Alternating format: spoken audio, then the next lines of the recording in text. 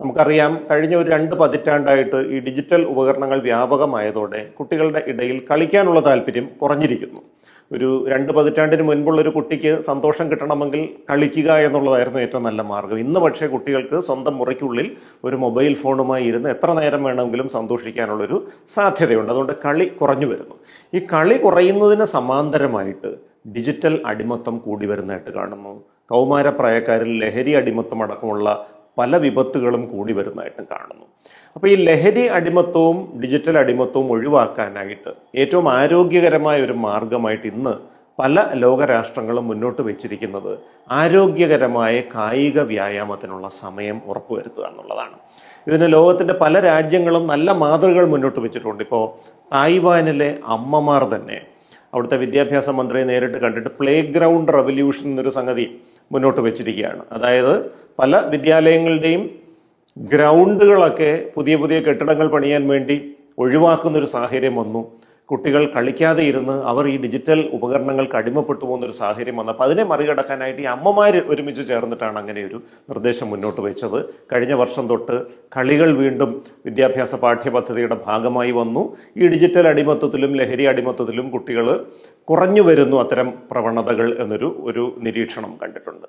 ഇംഗ്ലണ്ടിലെ തന്നെ വെയിൽസിൽ നിന്ന് വന്ന ചില അനുഭവങ്ങളും ഇതിനോടൊപ്പം നമ്മൾ ചേർത്ത് വെച്ച് വായിക്കേണ്ടതായിട്ടുണ്ട്. അവിടെയും ഈ കായിക വ്യായാമങ്ങൾ കൂടിയതോടെ ഡിജിറ്റൽ അടിമത്തം കുട്ടികളിൽ കുറഞ്ഞു. ഇനി സ്കാൻഡിനേവിയൻ രാജ്യങ്ങൾ എടുക്കുക. ലോകത്തിൽ ഏറ്റവും കൂടുതൽ സന്തോഷം അനുഭവിക്കുന്ന രാഷ്ട്രമായിട്ട് കരുതപ്പെടുന്ന നോർവേയിലെ അവരൊരു അടിസ്ഥാന തത്വചിന്ത തന്നെ പ്രകൃതിയുമായി ഒന്നാകുക എന്നുള്ളതാണ്. കുട്ടികളുടെ വിദ്യാഭ്യാസത്തിൻ്റെ ആദ്യത്തെ ലക്ഷ്യം എന്ന് പറയുന്നത് പ്രകൃതിയുമായി ഇണങ്ങിച്ചേരുക. പ്രകൃതിയുടെ ഒരു ഭാഗമാണ് നിങ്ങളെന്ന് തിരിച്ചറിയുക. വൃക്ഷങ്ങളും ചെടികളും അതുപോലെ മൃഗങ്ങളുമൊക്കെ ആയിട്ട് ഒരുമിച്ച് ചേർന്ന് പ്രകൃതിയെ തിരിച്ചറിയുക എന്നുള്ളതാണ് വിദ്യാഭ്യാസത്തിൻ്റെ ആദ്യ പാഠം എന്നുള്ളതാണ് അവർ മനസ്സിലാക്കുന്ന ഒരു കാര്യം. അപ്പോൾ അവിടെ തീർച്ചയായിട്ടും വർഷങ്ങളായിട്ട് ഈ കായിക വ്യായാമങ്ങൾ സ്കൂൾ വിദ്യാഭ്യാസത്തിൻ്റെ ഭാഗം തന്നെയാണ്. അതുകൊണ്ട് തന്നെയാണ് ഒരുപക്ഷെ ആ കുട്ടികൾ കൂടുതൽ സന്തുഷ്ടരായിരിക്കുന്നവർ മുതിർന്നതിന് ശേഷവും ലോകത്തിലെ ഏറ്റവും സന്തോഷമുള്ള ജനവിഭാഗമായിട്ട് അവർ തുടരുന്നത്. അപ്പോൾ ഒരു മണിക്കൂറെങ്കിലും സൂര്യപ്രകാശം കൊണ്ടുള്ള കായിക വ്യായാമം ഉറപ്പുവരുത്തുക എന്നുള്ളതാണ് ഏറ്റവും പ്രധാനപ്പെട്ട കാര്യം നമ്മുടെ ദിനചര്യയിൽ. ചെറിയ കുട്ടികൾ, പ്രൈമറി സ്കൂൾ പഠിക്കുന്ന കുട്ടികൾ ഒക്കെ ആണെങ്കിൽ 2 മണിക്കൂർ വരെ ദിവസേന കായിക വ്യായാമത്തിന് മാറ്റിവയ്ക്കാം. ഹൈസ്കൂൾ, ഹയർ സെക്കൻഡറി കുട്ടികൾ, കോളേജ് വിദ്യാർത്ഥികൾ, എൻട്രൻസ് പരീക്ഷ പോലെ വളരെ തിരക്കിട്ട് ഉള്ള പരിശീലനത്തിൽ ഏർപ്പെട്ടിരിക്കുന്ന കുട്ടികൾ പോലും ദിവസേന 1 മണിക്കൂർ കായിക വ്യായാമം ചെയ്യണം. ഈ കായിക വ്യായാമം ചെയ്യുന്നത് കൊണ്ട് പഠനത്തിന് ഒരുപാട് ഗുണങ്ങളുണ്ടാകും. എങ്ങനെയാണ് ഈ കായിക വ്യായാമം കൊണ്ട് പഠനത്തിന് ഗുണം കിട്ടുന്നത്?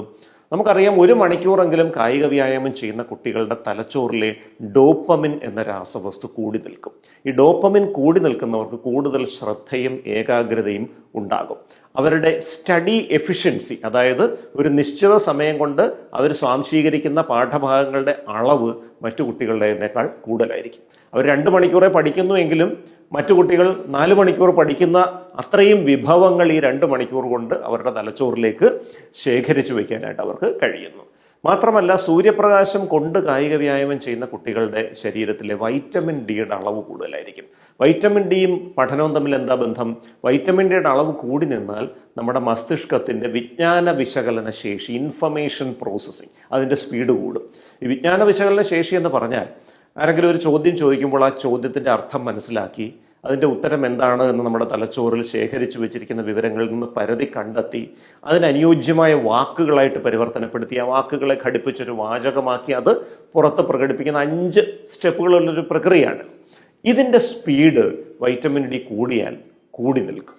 അപ്പോൾ കാര്യങ്ങൾ പെട്ടെന്ന് ഗ്രഹിക്കാനും പെട്ടെന്ന് ഓർത്തെടുക്കാനും പെട്ടെന്ന് കൃത്യമായിട്ട് ഉത്തരം നൽകാനും ഉള്ള ഒരു കഴിവ് അത്തരം കുട്ടികളിൽ കൂടുതലായിരിക്കും.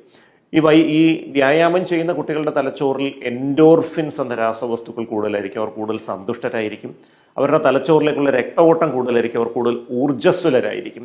മാത്രമല്ല, നിരന്തരമായിട്ട് കായിക വ്യായാമം ചെയ്യുന്ന കുട്ടികൾക്ക് അവരുടെ തലച്ചോറിലെ ഡോപ്പമിൻ കൂടി നിൽക്കുന്നതുകൊണ്ട് തന്നെ ഈ ഓൺലൈൻ ഗെയിമിങ് പോലെയുള്ള ഡിജിറ്റൽ സംഗതികളിൽ വലിയ താല്പര്യം ഉണ്ടാകില്ല. ലഹരി വസ്തുക്കൾ പോലെയുള്ള സംഗതികൾ പരീക്ഷിച്ച് നോക്കാനും അവർക്ക് വലിയ താല്പര്യമുണ്ടാകില്ല.